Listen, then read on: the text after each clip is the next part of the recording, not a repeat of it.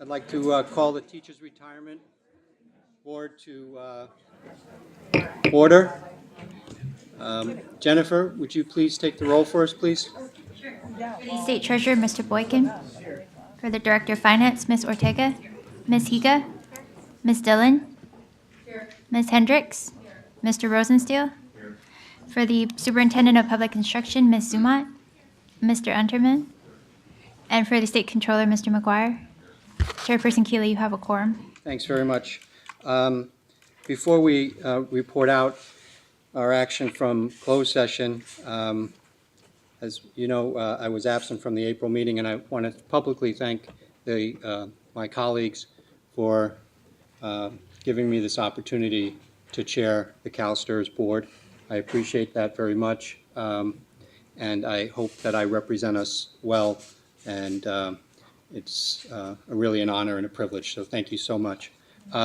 So I'm moving into the chair seat that a terrific human being has had the opportunity to fill.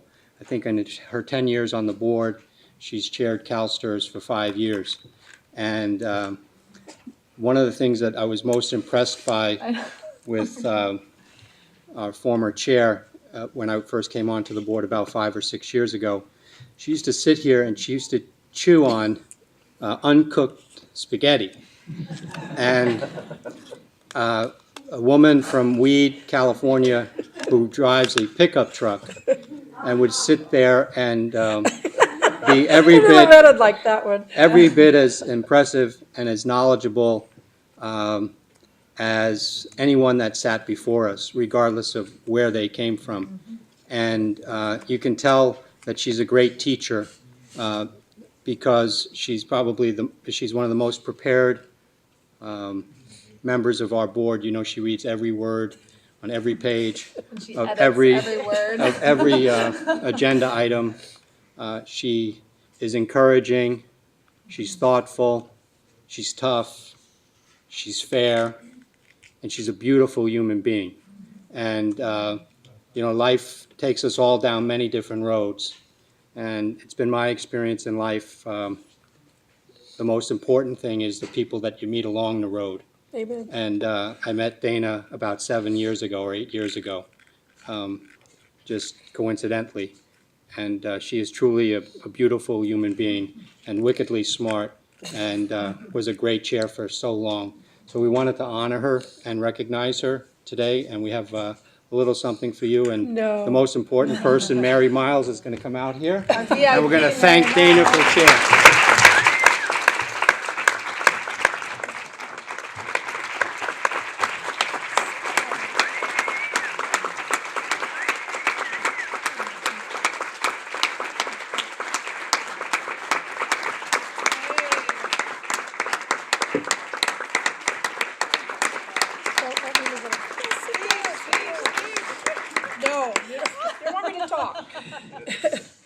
Thank you, Harry. Thank you so much. And you want to say anything? No. No. Okay. Thanks, Dana. Thank you. You're very welcome. Well deserved. So we have an item to report out of closed session. The board took action and approved the CEO and CIO performance targets for 2014-15. That was the action we took in closed session. So it brings us back to open session. Item number 4 is an action item, which is the appointment of the committee members of chairs and vice chairs for 2014-15. Any questions or comments? If not, we'd entertain a motion. So moved. So moved by Sharon, seconded by Grant. All those in favor? Aye. Aye. Opposed? Abstained? Abstentions? Thank you. Okay. Item number 5 is credible compensation regulations. This too is an action item. Ed? Sure. Thanks, Harry. I'm hoping we're sort of rounding the bend on this process. These are the regulations that the board started back in December of 2013, or actually back in September of 2013, to try to provide some clarity in the issues around credible compensation. We just completed the 45-day comment period on the revisions, the substantial revisions that the board made at the last meeting. There was actually 2 comments, one of which we talked about in the board item. We received another comment, or after we prepared the board material, but within the 45 days. There was a couple of comments, one of which wasn't relevant because it didn't address any things that was changed in the last round of discussion, so isn't really appropriate for commenting. The other one was a comment that we'd received in an earlier time, so it was redundant, and there's really no reason to be concerned about that. So there are no substantive comments with respect to the changes that were made. The only thing left to be done is we subsequently discovered that there was a apparent conflict between the education code and the regulations as it applied to the adjunct faculty and their standards. Once again, the community college part-time faculty. And so we just needed to clarify this one issue. We had worked with the stakeholder groups who would be affected by that. They didn't raise any concerns. This is not the least bit controversial as far as we are aware, and we feel that a 15-day comment period is appropriate for this, just to make sure that people have an opportunity to comment on it. So we would recommend that the board direct the staff to proceed with this one proposed edit for a 15-day comment period, and that just sort of tell you where we are as far as the process. There's a couple of ways this can go from this point forward. We still have to get the Department of Finance has to approve one aspect of the process in terms of signing off on a particular form on the fiscal and economic impact statement. We are in the process of having discussions with them around some of the questions that they've raised around the regulations. Obviously, they've been very busy with respect to the budget, so we're hoping to have those discussions in the next couple of weeks to sort of resolve whatever concerns they've got or make whatever changes we need. If there aren't any changes that are required, then the board could adopt the regulations in July. If we do need some additional changes, then we would make those changes and propose them to the board in July for another 15-day comment period. Then the board could adopt it in September, so that one way or the other, we still feel that we can get it adopted either in July or September, so that they can still take effect in January. But I want to make sure you're aware of that. That's just sort of the one remaining hoop that we have to go through before we get this thing finalized. But in terms of today, as I said, we do recommend the board direct the staff to proceed with posting this one proposed edit with respect to this one issue dealing with the adjunct faculty, and then have a 15-day comment period, and then we'll let you know in terms of what we do in July based on the conversations we have with the Department of Finance. I'd be happy to answer any questions at this point. Thanks, Ed. Sharon?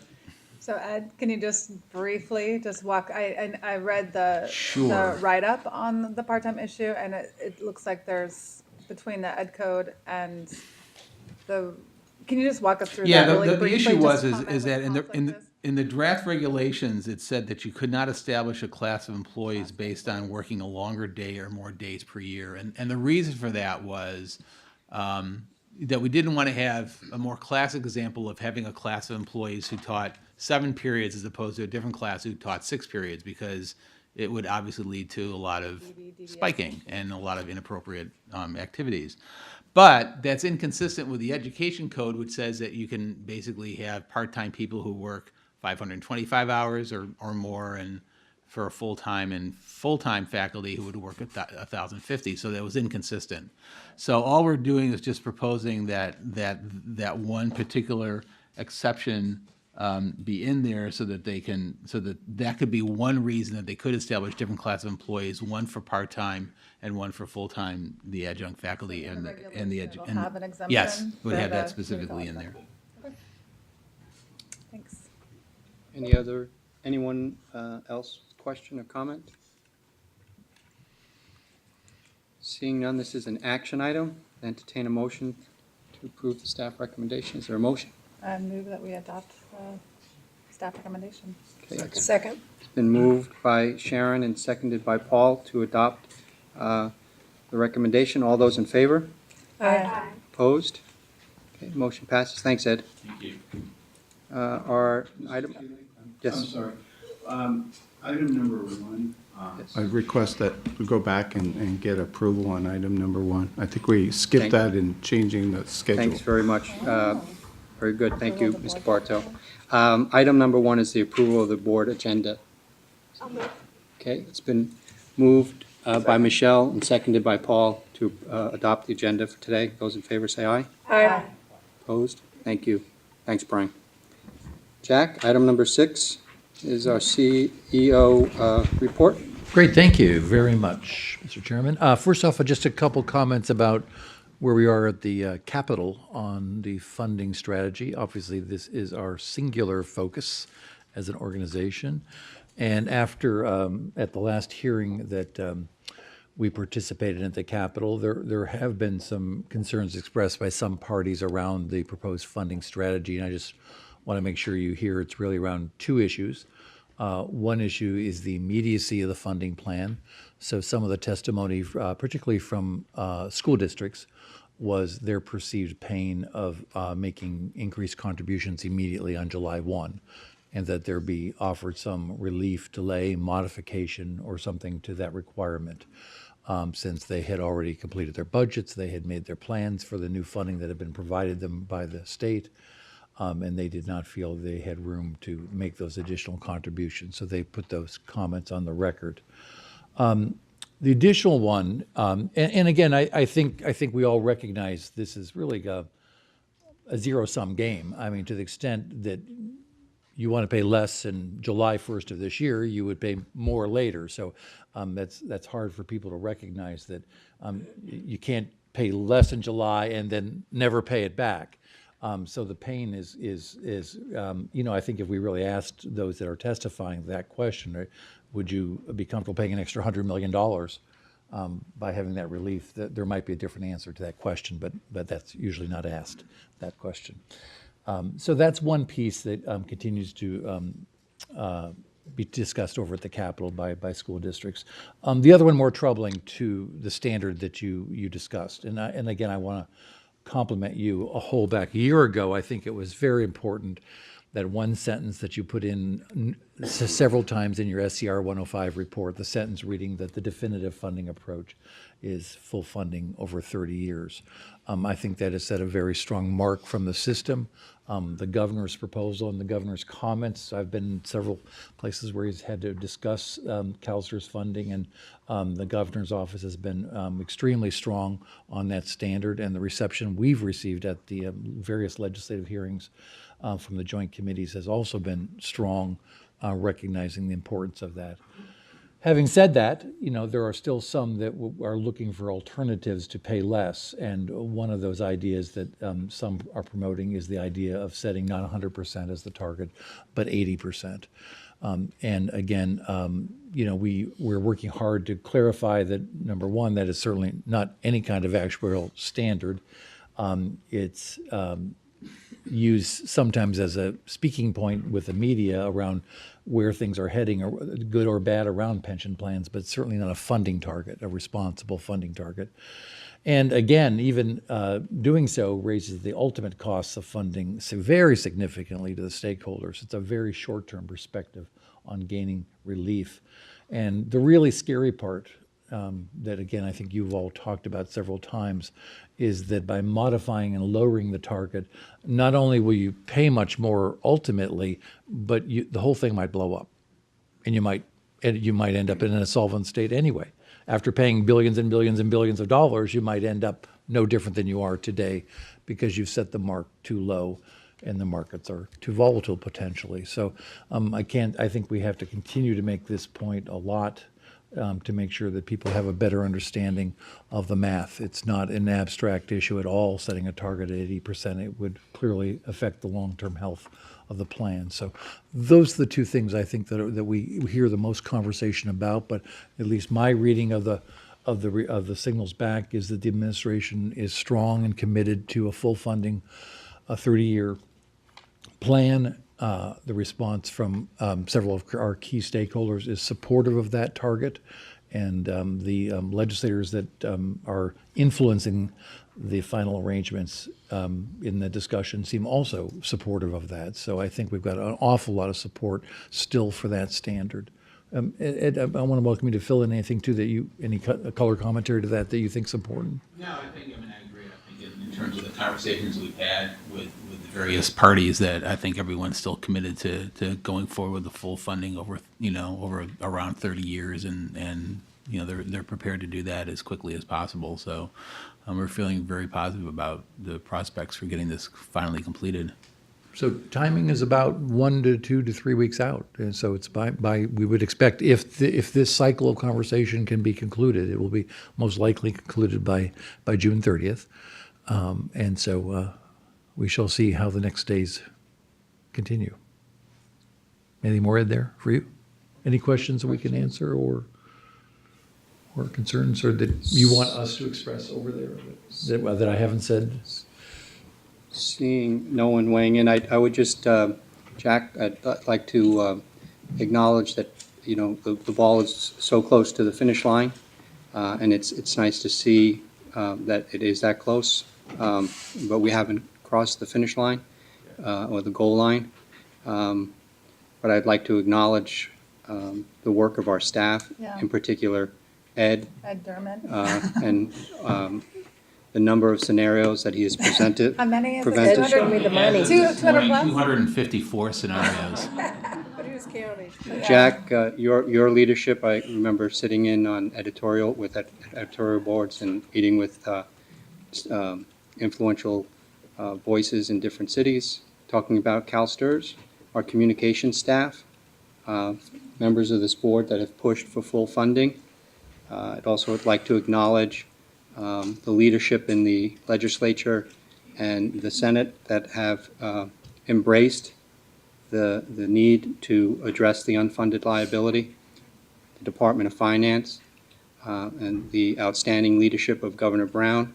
I don't know if it was the May Revise or which event it was where he spoke so eloquently and about the need to fund teacher pensions, that those are promises that have to be met, and no one likes to have to say that we need to pay for them, but they have to be paid for.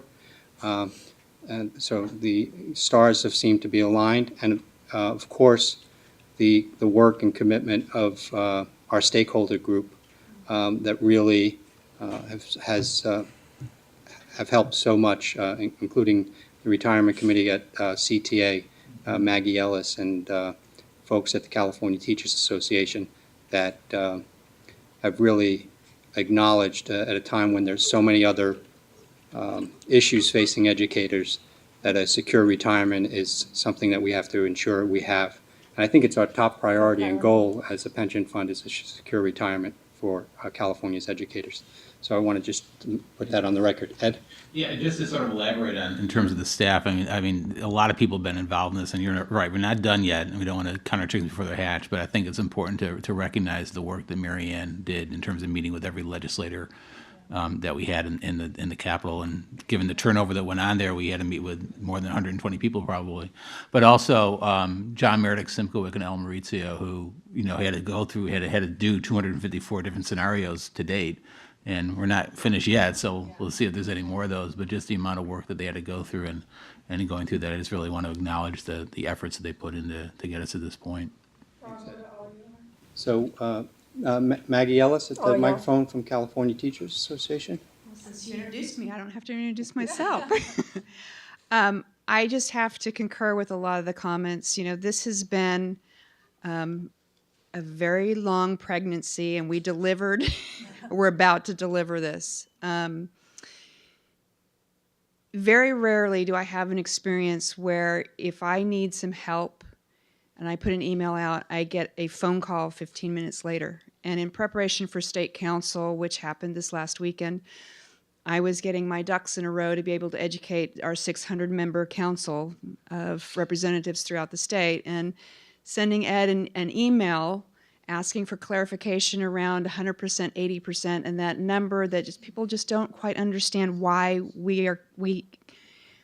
anything other than 100% is just not responsible. I expected an email back. I got a phone call. So that shows to me how much of a partnership we have, and the fact that I'm at council and I get a text on my phone saying, "Do you need Jack and I to come down? Would it be helpful?"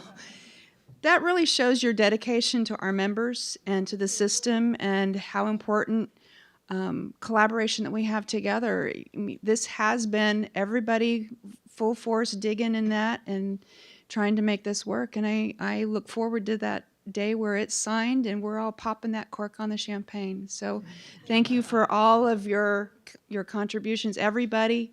Our retirees have been there at lobby days. But the next step from here is education, not only to the public and the media, but it's to our membership too. So it's a hard pill to swallow, but it is one that means something that's going to be healthy for us. So thank you again. We have what, Jack? If I had one more thought on this, and that's actually her last comment about education. I think we've learned from this, particularly around the school districts, frankly, that this pension system is one, it's viewed too much as a payroll deduction for them, and not as an important part of an employee benefits package for the retirement of their workforce. And now I'm getting a little opinionated here, but they take it for granted that those CalPERS adjustments will come through on the bus drivers and the cooks and all those kinds of things. But now when it comes time to pass legislation, suddenly the bar is different. And as I read the stories in the newspaper and the comments, I realize they're not accepting their responsibility, in my view, as an employer and part of this equation. And we want to get the finish line first. And well, we need lots of champagne if we get there. But then we've got to think about this pension and how everyone's got to be part of the system and have their foot in the door on this thing. And I can feel it that we're not there with everyone. That definitely the case. So a little more work in a different way on this, I think. Jack, before you continue with your report, we do have one more public comment. Pat Geiger? Pat Geyer, retired teacher, California Retired Teachers Association. I just can't believe that you did it. I just think it's wonderful, and it's all the effort that all of us put in, and it's so important. We've got to have a defined benefit pension for our teachers, and at the rate we were going, this wouldn't be possible in the future, and now it looks like it is possible. So thank you so much. It's a great job, and you did a wonderful job. Okay, back to you, Jack. Thank you. Well, let's talk about a couple fun things for a minute, if I could. This is my favorite part of the whole year because I get to introduce a couple extraordinary people to you.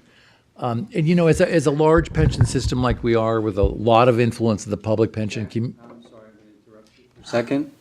Controller John Chung had to comment, and I missed him in the queue here. Sorry, John.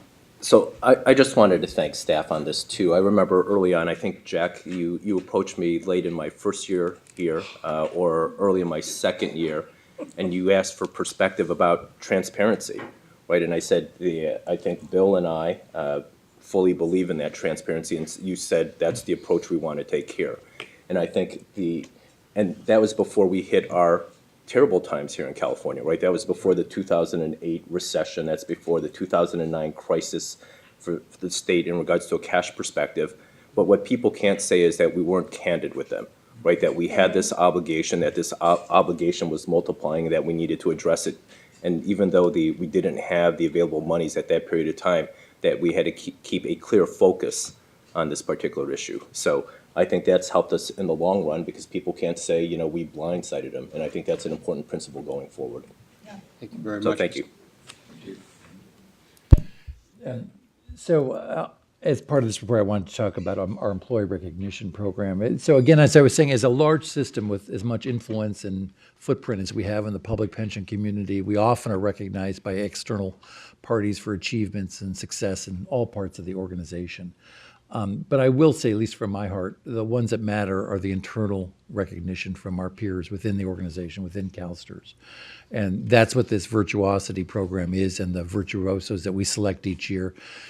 It's a very rigorous process. It's hard to even give you a feeling for how much effort to nominate someone it takes to recognize not just that they've done a few good things, but how those really are documented and represent extraordinary achievement. So it is certainly a very high bar.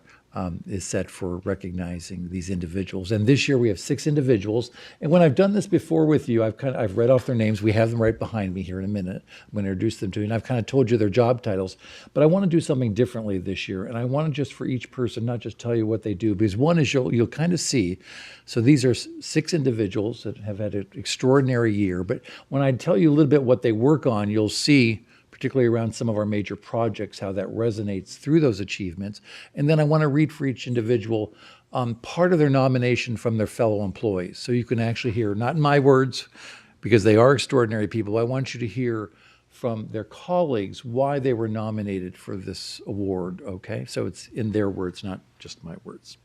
So we have 6 individuals, and I'm going to also show you these. As you know, we really love to do a wonderful photograph of each one, and it goes up on each floor. We rotate them throughout the year. It's like, I don't know, 20 feet by 10 feet. It's huge, whatever it is. I don't know. Yeah, I mean, it's huge. And then they get to take it home and put it in their living room, but at the end of the year. But let me go through this. First is Adam Miracle. And Adam, do you want to just stand for a minute so they all see you? Thank you. Now, let's see if any of you really know what this job is when I describe you what Adam does. Adam is an application architect and sometimes an application developer for us, who is responsible for leading our system design, our release management, and our N-tier app server environment. Adam is our first responder if any of our web apps become unavailable or malfunction. So let me, there you go. I know you all knew what that meant. So let me read you why is Adam a virtuoso? And I'm just picking a couple comments for each individual. There are many comments that led them to this recognition. Adam was a key contributor in the repurposing of the staging network for use as a business direct test environment. So he worked on our business direct implementation. He mapped out the web presence needed in staging to support the business direct system. He documented the security requirements in partnership with other stakeholders. He executed the placement of the web components. He saw everything from planning to implementation to troubleshooting. Adam has consistently demonstrated a high level of effort and commitment toward completing his work on time, even if the task calls for late night or weekend hours. Adam never rushes, and he always stays until the job is done correctly, which is our core value here. Get it done right. And in effect, make sure that all the systems are validated and operational. Adam, thank you very much. All right. Next up. Next we have Carrie Spencer. And Carrie's job title is Data Processing Manager, and she works in our special projects Business Renew, which you hear about all the time. Carrie makes, from her colleagues, Carrie makes financially sound decisions that are in the best interest of our members and the fund. Even with limited resources, Carrie always achieves success through her ability to partner with other areas of the organization. She's extremely resourceful in using all information sources available in order to organize, streamline processes, and creatively apply solutions to reaching our goals. And she prepares all those project management reports that you get regularly on a quarterly basis. So thank you, Carrie. All right. Next, we have Kim Fong. Kim works in our client outreach and guidance area, which is in benefits and services. She provides leadership and guidance to the administrative services team. She oversees all costs related to our member services center and county contracted services, which are very complicated. And she ensures tracking of all the costs and assists the budget change requests and proposals associated with that. So from her colleagues who wrote, Kim is an excellent steward of CalSTRS resources. Her development of tracking mechanisms for budget allocations helps us to monitor expenditures with precision. Her willingness to help other Business Direct super users and as a lead Business Direct user support group added value to a branch-wide team. Kim models stewardship by asking tough questions regarding filling vacant positions, making suggestions for utilizing unencumbered funds to accomplish program goals, and thinking creatively about how to bridge budget shortfalls. Thank you, Kim. Great.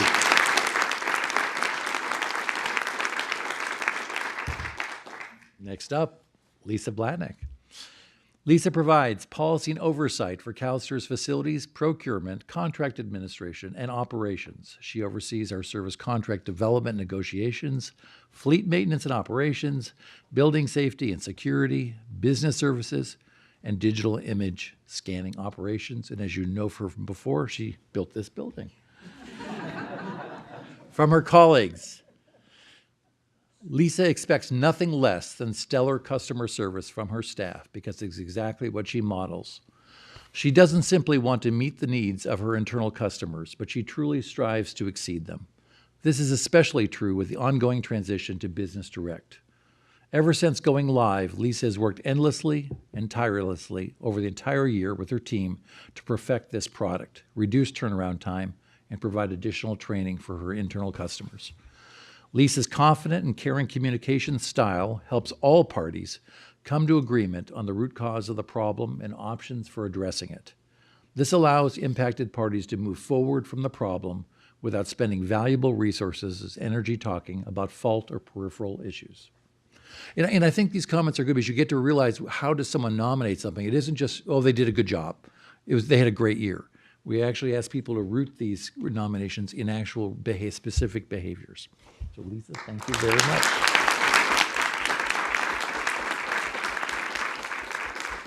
Next up, Tiffany. You're down there. And Tiffany is celebrating something today. In addition to being a virtuoso, Tiffany passed her first year law school exams today. Woohoo!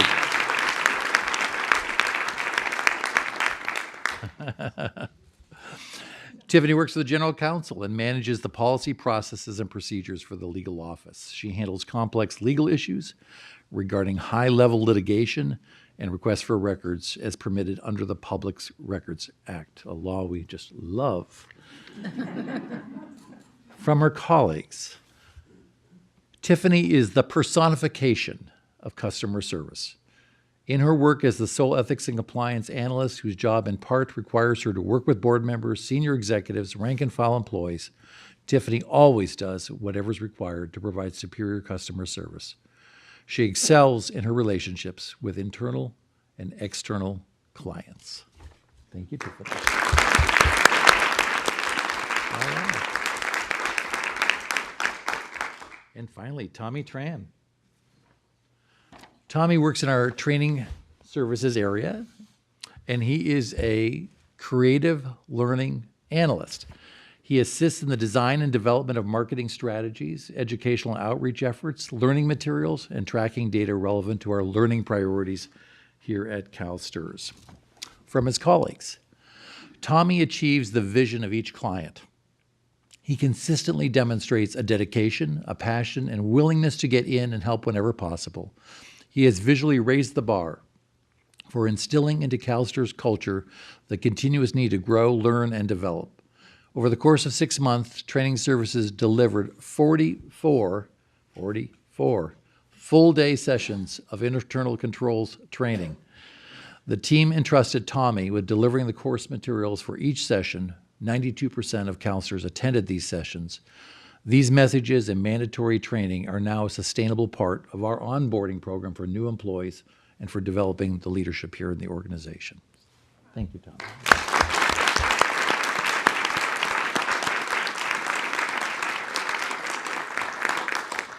So we had a wonderful celebration for them earlier last month, and again, it's a real special time in the organization when we do this each year.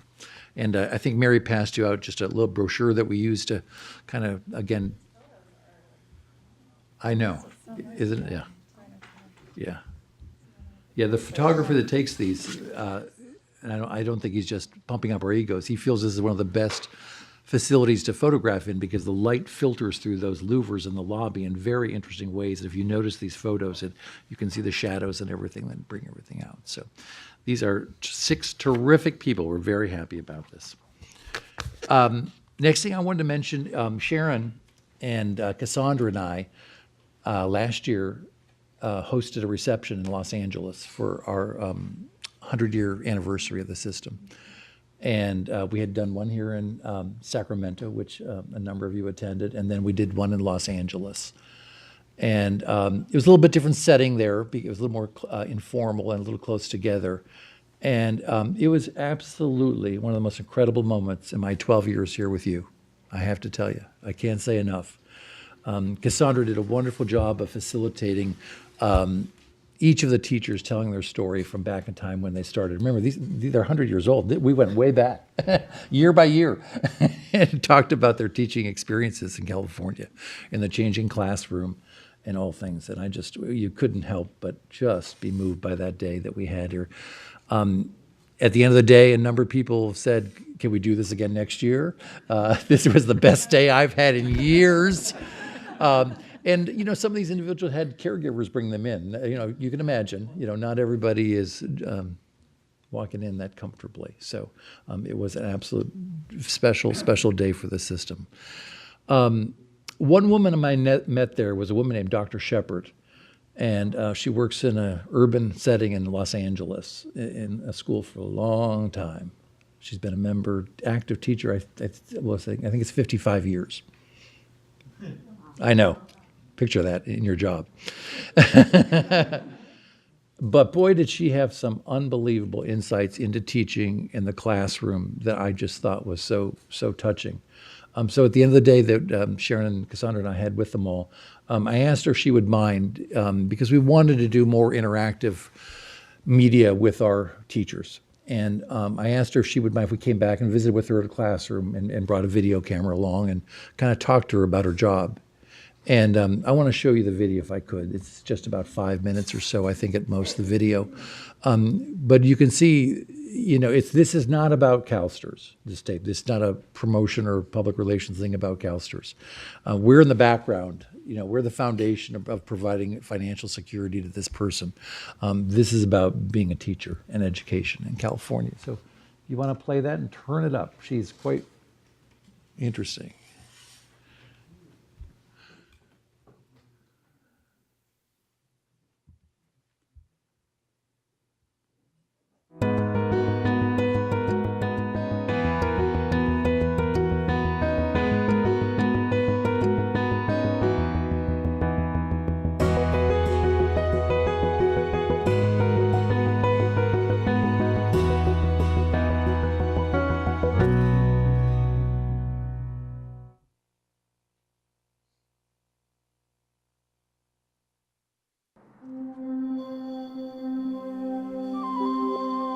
Dr. Shepard is such a unique individual because she is an individual who cares about children.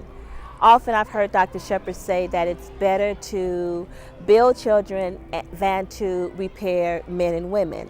Good morning, good morning, good morning. She gives our kids support, she gives them love, she gives them caring, she gives them compassion, and when they need it, she has that firm hand. Now, I don't know about pizza parties every Friday, unless you got a bank account. She's more than a principal to this school. Dr. Shepard is a parent. She is a grandmom to a lot of the kids. They love her, and she brings all that compassion and all that passion, all that love and all that care to the students at Tom Bradley. We're excited that you're here. I know it's kind of cold out there. We're going to hurry up and get you in. But just to start off our program, are you ready? With passion and persistence, we will perpetually pursue excellence. For learning is our what? Top priority. One more time, I didn't hear you. Top priority. Learning is our top priority at Tom Bradley. At 3 years old, I decided I wanted to be a teacher. My mother took me to Sunday school and I met this teacher. I was 3 years old, 3 or 4, and I had never seen anybody so kind and so nice. She impressed me with, if you want children to learn, at 3 years old, you have to get up under them and raise them. You can't get up on top of them and squash them. You have to believe that they can and they will. I will never forget her, because she's the one that started me on my course to teaching. As long as you live, my baby will be. Well, he grew, and he grew, and he grew. Because I never wanted to be a principal. I wanted to be a teacher. And I still am a teacher born bred, okay? But then I thought I can reach more teachers by teaching teachers and helping groom teachers. And I felt that if I encourage my teachers to get up under the children and say, yes, you can. Never know you can't. But I wanted to revive you on this poem that I wrote, because last night when I was reading it at 4 o'clock this morning, the number one advice I give to people is get to know people before you judge them. Get to know them before you make decisions, because the people that you think might be the ones. It just goes back around. So when you're good to people, when you treat them right, they never forget you. To have the comfort and the assurance of knowing that CalSTRS is there to help you. And that's why when I went to the meeting the other day, I was so excited, because it's not easy being a principal. It's not easy being an administrator. It's not easy in education anymore. But just to know that you have the support, and just to know that if I retired tomorrow, I wouldn't have to worry, because I'd be in good hands. She really cares for her children and her parents, and I just love her personality. She's a really special person to me. I went to school here. I was a student. Now I'm a parent volunteer, and I love Dr. Shepard. She's the best person in the whole wide world. So congratulations, Dr. Shepard. Ooh, girl, and I didn't even pay her to say that. The highlight of my life was probably, I don't know, just you could have several highlights. Highlight of my life was moving into administration. Because a little poor girl at Hooper Avenue School, the sky was the limit. But I believed that I could. My parents believed that I could. My family believed it. And now my job in life is to not just keep receiving, but to keep giving back, keep giving back. And that's what I've tried to do all my life, just give back.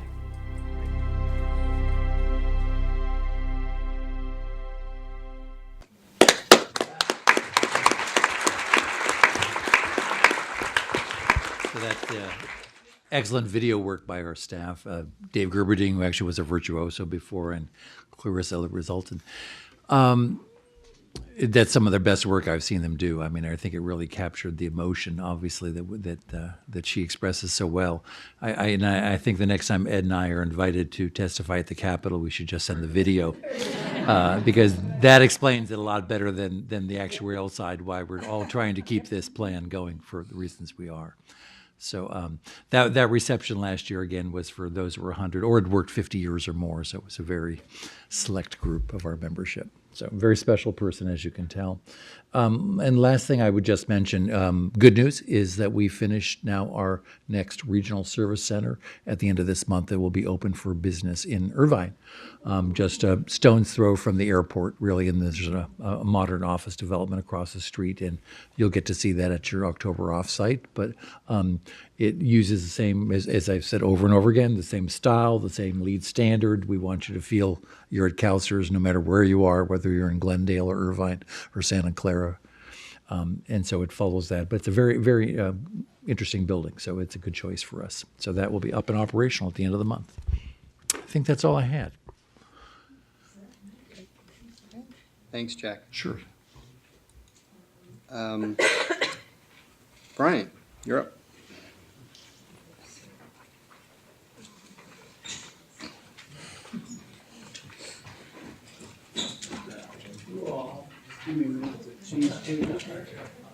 Everybody's leaving for the Bagley Key training. What's going on? We scared them off.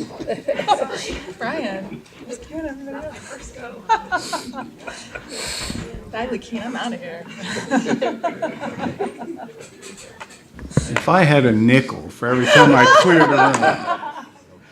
So I do not mind following Jack. I've followed him many times over the years. It's a tough act to follow, but I cannot follow Dr. Shepard. I mean, So we're going to go from that to talking about Bagley Keene. So, and Virtuoso and Dr. Shepard and Bagley Keene. So this is your annual training, although it's more like an annual reminder since this board is exceptional at following Bagley Keene and the open meeting laws and set the standard from the top. So for those of you who haven't seen the way I present this, I do it as sort of a concept and a principle presentation. I'm your lawyer, and my job is to advise you on Bagley Keene and also to advise staff when they present you with issues on Bagley Keene. So if you get into the specifics of the sections and subsections and all the details, why you just call me and ask me. So I'm just going to cover the principles because I think if you keep the principles in mind, the rather dense statute kind of makes sense, and guiding principles make sense. So I have a slide presentation. Most of these comments I'll make myself. The purpose of the slide presentation is so I have as little camera time as possible. I do want to point out that I think the most important line in Bagley Keene is the legislative intent, which is that the actions of state agencies be taken openly and that their deliberation be conducted openly. And you can see that the public has remained informed, but also there's some discussion in the act about the public not giving up their sovereignty and being entitled to participate. There's a limitation, of course, you'll see on the slide, but it really is about trying to circumvent Bagley Keene, something this board has never done, at least as long as I've been here, but there are sometimes there are uncomfortable moments. There are things that naturally, especially folks who conduct business in the private sector, it seems naturally that you shouldn't do that in public. But Bagley Keene is just the opposite philosophy, that everything's public unless there's a particular exception for it. So the underlying principle I consider a meaningful opportunity to participate for the member, and that means that the member needs to know when you're meeting, where you're meeting, what you're meeting about, and have an opportunity to participate. And you can see that sometimes these issues come up when you're trying to do a teleconference or you're trying to do a telephone meeting, that each location has to be accessible for the differently abled, but obviously you want meaningful participation for all members of the public. Meeting. Congregation of a majority of members of the board, that also applies to committee, at the same time and place to hear.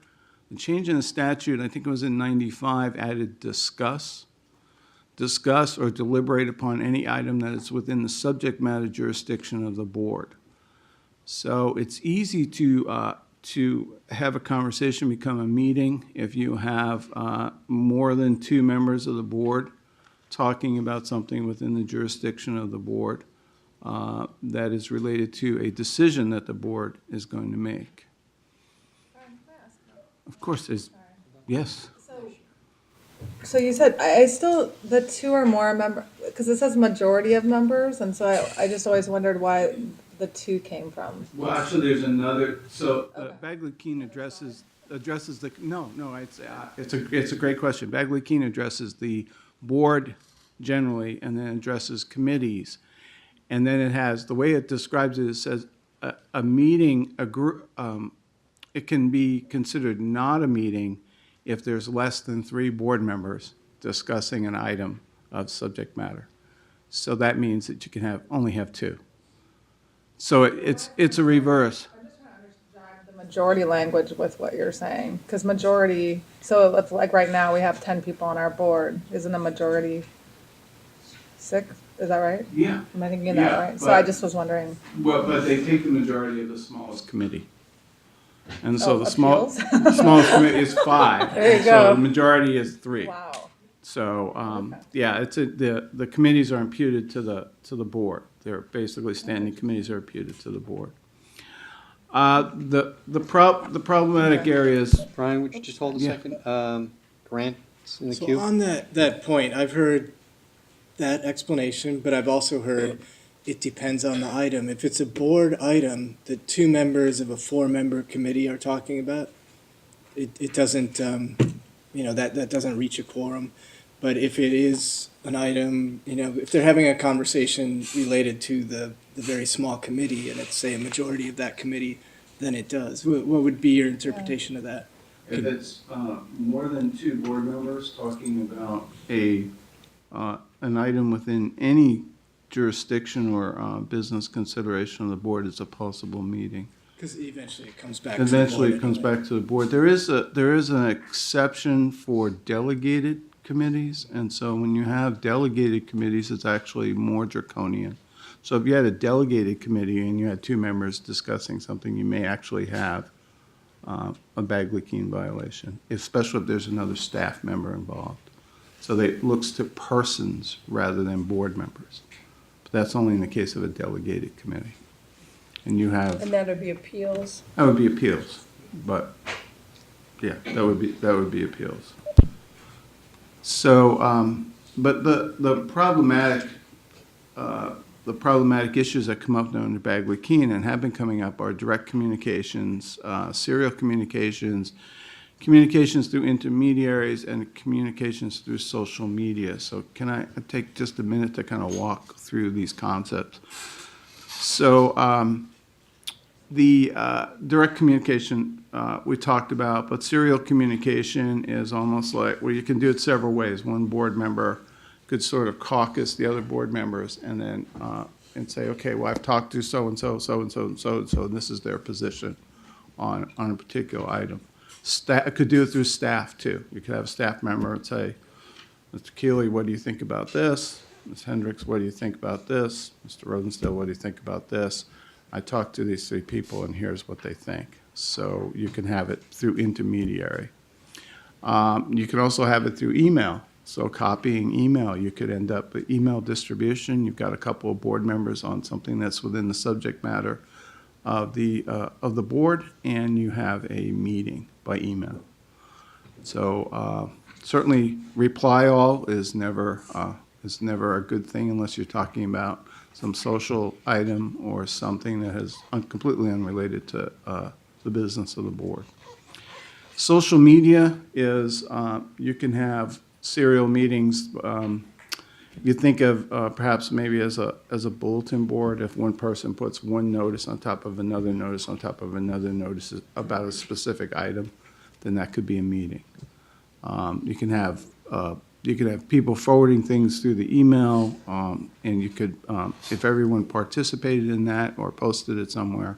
So there are traps through technology. It really is if you're joining in a discussion in any way, shape, or form about board business, you have to be careful that you might be creating a Bagley-Keene violation. Certainly any questions, you can give me a call. It's probably, I don't think it's within your usual habits to post on Facebook or anything about board business, but I mean, if you did that, then there would be a possibility that you could then engender a violation. And then again, as discuss, deliberate, take action on any item of business that's within the subject matter of the board. I think that's really, that's pretty clear. The subject matter is investments and pensions, and I think that, outside of that, the news and things like that, social occasions. But always available to answer any questions on that. And here's some exclusions. So again, this is, any board member, any committee member can call staff and talk about anything that's related to the business of the board. They work for you, so you can call and ask them whatever you want.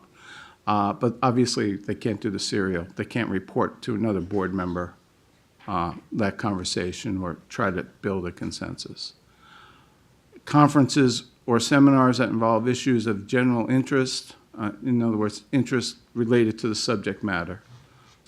Providing information to members of the legislature. You can go over as a group and provide information. Committees follow the same rules as the full board, and the quorum of the committee is imputed to the full board. So that's how you get the lower numbers. Appeals, this is the ex parte. Basically, the appeals committee sits as a judge, so there can't be any communication between either the prosecution, if you will, and the defense. So, and that's actually, it's also found in your board policy manual. Meetings, the niceties of this is 10 days advance notice. Again, as I said, notice, time, place. So members have members of the public have a meaningful opportunity to participate. A brief description of what's going to be discussed. If any materials are provided to the board members, non-closed session materials, that they be provided to the public or made available to the public in the same time period. And then anything that's made available to the board members at the meeting or during the meeting has to also be made available to the public at that time. Again, not closed session items or confidential items. Time, clearly stated, ending times, you follow those rules. This is just the reason why you do all these things. Start time for the following meeting must be publicly stated at the conclusion of the prior meeting. Physical location of any board member participating via technology, and that's one of the issues that sometimes you face when you're trying to put together a meeting and you have a member of the board who wants to participate, but they can't participate from their house because it's not ADA compliant. The members of the public have to be able to attend. So then having locations such as the service centers is, that's actually a great convenience for you. You'll be able to do that. And then it's part of the notice, and then members can come at that location too. Again, brief description. So the agenda is supposed to give a brief description of what you discuss, but then you have to stay on the agenda. So then when items that are not agendized, and I don't even know if that's a word, but I use it, items that are not on the agenda that come up for discussion need to be referred for further information and brought back when they can be properly placed on the agenda.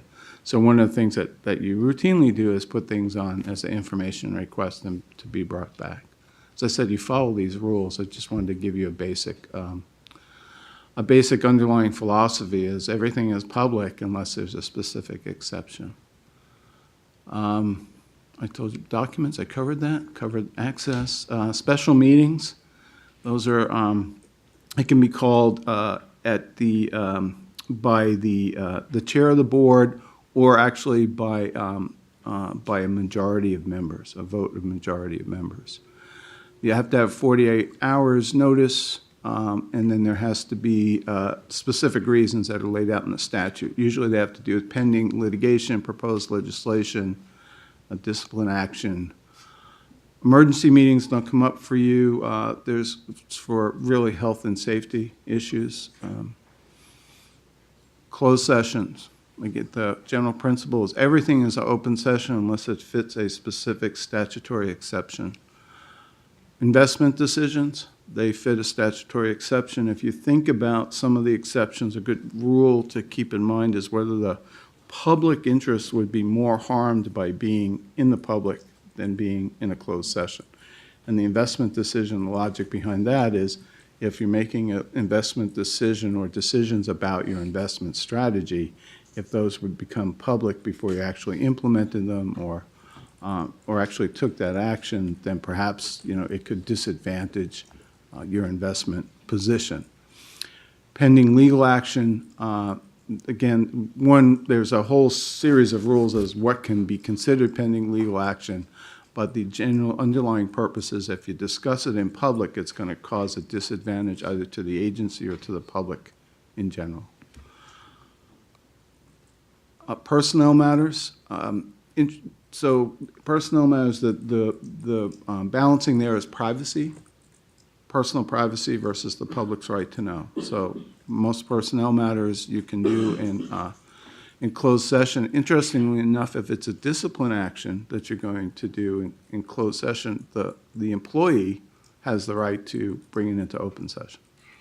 So again, you haven't, in the 6 years I've been here, this hasn't come up. And deliberation on decisions and appeals. Again, that's the judges meeting to discuss their decision. Notice of closed session is sort of the same. It's the same thing. Got to give a description so that folks know what's going on, and then statutory authority for it. Specifically, the rules are you have to specifically cite the statutory authority. Important thing about closed session is that that's your privilege. So in closed session, there's no attorney-client privilege. It's the closed session privilege. That's why we want to be careful that we invoke it in a way that's not not subject to attack. And then the rule is, of course, after you come out of closed session, you have to reconvene and report on the general nature of what was discussed, which should be in your agenda anyway, and if there's any action taken.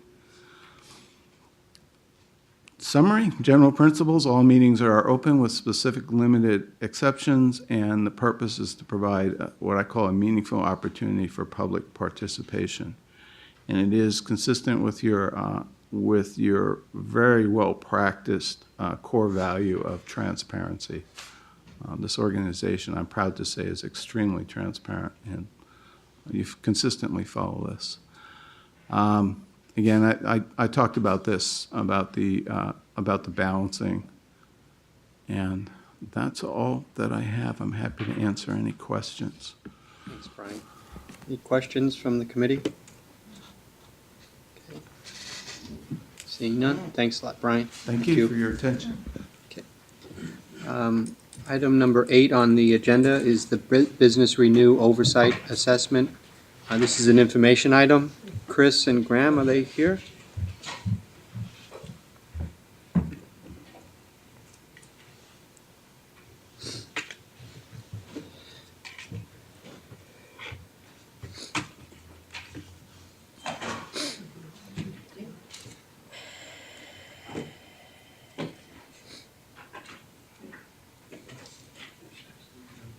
Okay. Good afternoon, everyone. Good afternoon. Good afternoon. So my name's Graham Finley with Grant Thornton. I'm going to be presenting our regular oversight report for the Business Renew projects, which this month are pension solution and data preparation. So I'll just go straight to the first project, which is, if this works.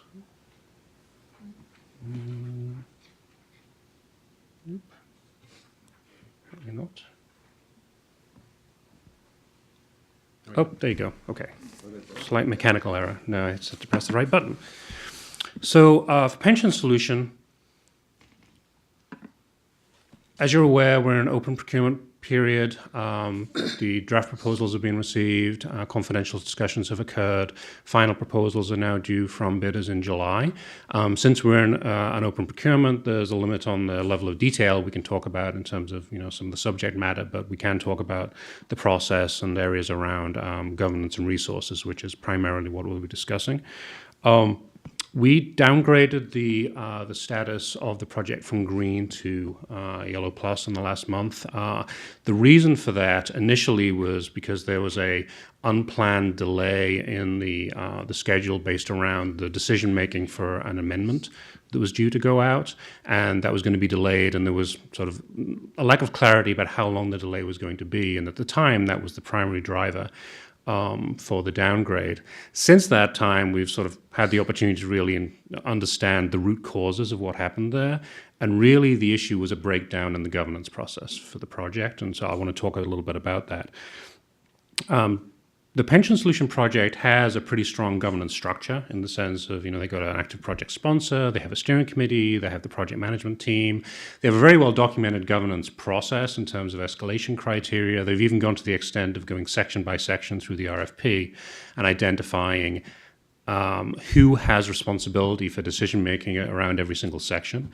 So the documentation was all pretty well done, and we think the process is, as established, fairly robust. That was all done about 9 months ago. What happened was that in the sort of the heat of the moment, if you like, in trying to make some decisions around an amendment recently, people sort of forgot that those processes existed, or that the way that they'd been originally documented, and people were acting on what they thought was the right process without really understanding what was the agreed process. People had, sort of forgotten the details of the documentation and why it was in place. That didn't really impact the ability to make a good decision in the end, but it did cause a fair bit of delay because people spanned their wheels for a little bit. And it wasn't until people recognized, oh, wait, this is really the process we should be following, that the project was able to sort of get back on track. So the actual amendment that went out and the decisions we made, we don't have any issues with, but it was a good lesson in the value of governance. I don't think anybody who sort of went through the process would want to go through it again because it wasn't a particularly pleasant experience. But it probably was a valuable one because what it's done for the team has made them, fully recognize the value of governance. It often comes across as something as maybe a theoretical or sort of ivory tower concept. But this experience over the last, month or so has, I think, reinforced the value of having documented processes that everybody is actually aware of and everybody is committed to addressing. So, we downgraded the project really because they have a pretty good set of governance processes and they weren't really following them. Cassandra had asked me previously, well, what does it take to get back to green? And from our perspective, there are really two things. The first is a confirmation that the governance processes they have in place actually are the right ones and there aren't any ambiguities or white space or conflicts in there, and that the project team actively recommits themselves to the government process, a recognition that, yes, we are going to follow this process. So that's point one, and that's actually already occurred. There was a special steering committee meeting just a couple of weeks ago to do precisely that, and Chris and the project team have been reviewing the governance processes and have made a few updates to make sure that they're clear and up to date. The second piece, though, was sort of a demonstration in practice, if you like, that as the next set of decisions come through related to the project, and particularly the procurement, that the project is actually following the processes as they've been agreed to, and those processes are working. That we anticipate to happen, or at least an opportunity for that, should happen in the next few weeks because there are some additional decisions that need to be made surrounding the procurement that will have to be taken through this process. So what we're really going to be observing is to the extent that the project is walking the talk and that now they've understood, yes, these are the right processes, we agree on what they are, we're sort of recommitting to them, that they're actually exercising them, and that those processes are allowing timely, fast-paced, fact-based decisions to occur. The one other concern we had around the Pension Solution Project in the prior report was the resourcing of the organizational change management tasks. There's been a series of activities, basically readiness assessments and preparatory work around the stakeholders who will be impacted by the project. Valuable activities, they've been shown a fair amount of success, but the project's had a hard time resourcing those because of conflicts with other activities and just getting the right number of people. So the action that the project team has taken, or the organization is taking, is to recruit some additional organizational change management resources to be available, I think, in the next fiscal year, and to include those in the budget. So while the project is likely to be challenged, at least for a number of more weeks, those resource constraints will hopefully lighten in the fall, and that'll allow those organizational change management tasks to get back on track. So as you might expect, our primary focus in the next couple of months are going to be making sure that the governance process that's been agreed to is actually being followed, and that as a result of that, the project is actually able to make the kind of decisions they need to make with the appropriate stakeholder involvement, the right people making the decisions that everybody's agreed they have the authority to make, and that's enabling the project to basically keep track on and abide by the schedule they've defined. And then the other thing, as the final proposals come in July, we'll be monitoring that the evaluation process that's being executed matches the agreed on strategy that the project has documented over the last year or so. So that's a summary on Pension Solution. Does anybody have any questions on that? Grant? Thanks. I was just going to ask, what prompted the amendments that led to the issuing an addendum? Was that vendor concerns or? It was always intended that there would be at least one amendment between the draft RFP going out and the confidential discussions and then the final. So basically what was happening was the confidential discussions occurred and there was some communication of information to the vendors, and then the vendors got to ask questions as a result of that. And then the addendum was to resolve any of those questions so that the vendors had the information necessary to submit a final proposal. Thanks. Okay. Any other questions for Grant or Chris? Okay. Okay. Yep. All right, so we'll move on to the data preparation project. So this project as well, we downgraded this month. It was a sort of a yellow plus. We went to a yellow minus. If you remember the reports we've been doing over the last 6 to 9 months on this project, the project's always been struggling to stay on schedule. It would be on schedule, and then it would fall behind a little bit, but make some changes to try and get it back itself on schedule. And that's really where it's been the last few months. When I was here in April, they were pretty much in that situation that they just about caught up, but we were concerned that their schedule was so aggressive that there was a pretty high risk that they would not be able to achieve the dates, and that's basically what happened. Project's fallen behind schedule. We don't see any realistic likelihood that they're going to catch up and hit the deadline of August to complete the final reports. That's just probably not going to happen. The primary reason behind that is a resource shortage, primarily on the vendor side, in addition to the complex nature of the work. The project has pretty much completed all the basic analyses, and they're now into the complicated data sets, and that's just much more time consuming. The implication behind that, if you remember, sort of the reason that this project exists is to benefit the Pension Solution Project. Because the idea behind it is by doing this analysis of the existing data in the legacy system and identifying where the holes are, where the data problems are, that's going to be useful both to CalSTRS and to the winning pension solution vendor in understanding the true scope and complexity of the data conversion effort, and it will help CalSTRS plan ahead to either do remediation of problems right now so they can start to do data cleansing before the vendor even turns up, but also then give the implementation vendor all of the information required so this minimize the surprises that will occur during the implementation process. So, that's always been, a good objective from our perspective, and the results that have actually come out to date, we think have been valuable in that regard, that they are going to help. The challenge, though, is if this project is delayed as it is, what's the potential impact on pension solution? And there are a couple of dates that are important there. The first is sort of the late fall, November timeframe, which is when we anticipate negotiations to be occurring with the finalist bidders. And so there's information that CalSTRS wants to be able to share during that to improve the final proposals from the bidders. And then you get to the summer of next year when the contract is likely to be awarded, and what has CalSTRS been able to do to both clean data or at least prepare the vendor so there's a smooth process for planning for data conversion. So that's the process right now that Chris and the project team are looking at where they are and putting together a plan to, what happens to make sure that the requisite information is available at these points to the bidders. There's going to likely have some kind of contingency planning taking place, but that's essentially the task at hand for the project team. So from our perspective, what we're going to be looking for, recognizing that hitting the original August date probably just is simply not going to happen. What we're looking for is a realistic contingency plan that recognizes the reality of where the project is and puts realistic projections together for what can really be achieved, and to what extent does that meet the original objectives of the project, which is to support the pension solution.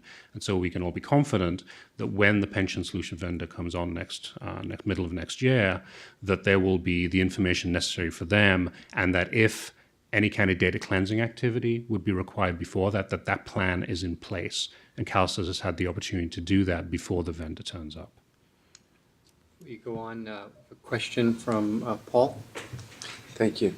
So the write-up in our material says that the contract for the data architect is due to expire on June 30th, and it must be recompeted.